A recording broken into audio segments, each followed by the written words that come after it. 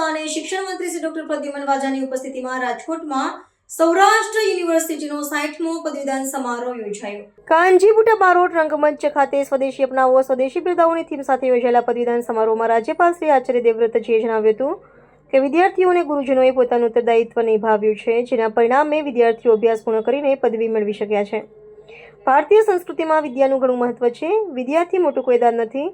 શિષ્યોને અજ્ઞાનરૂપી અંધકારમાંથી જ્ઞાનરૂપી પ્રકાશ તરફ લઈ જાય એ ગુરુ.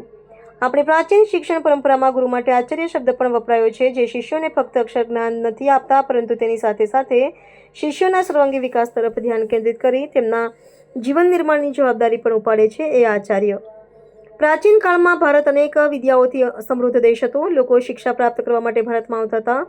વર્તમાન સમયમાં દેશ આ જૂની પરંપરા સાથે કદમ મિલાવી રહ્યો છે. પ્રધાનમંત્રી નરેન્દ્રભાઈ મોદીના નેતૃત્વ હેઠળ દેશમાં વિદેશીઓ અભ્યાસ કરવા માટે આવી રહ્યા છે, જે ગૌરવપૂર્ણ બાબત છે. નવી શિક્ષણ નીતિમાં કૌશલ્ય પર પણ ભાર અપાયો છે.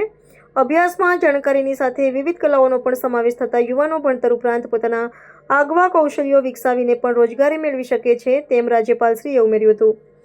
યુવાનોએ ખૂબ મહેનત કરીને મનગમતી પદવી પ્રાપ્ત કરી છે, ત્યારે તેઓ પ્રધાનમંત્રી શ્રી નરેન્દ્રભાઈ મોદીના આત્મનિર્ભર ભારત અને વિકસિત ભારતના સ્વપ્નને સાકાર કરવામાં સહયોગી બને, તેમજ માતા પિતા અને ગુરુજનોના જીવનમાં સહાયરૂપ બને તેમ જણાવી રાજ્યપાલશ્રીએ વિદ્યાર્થીઓને ઉજ્જવળ ભવિષ્યની શુભેચ્છા પાઠવી હતી.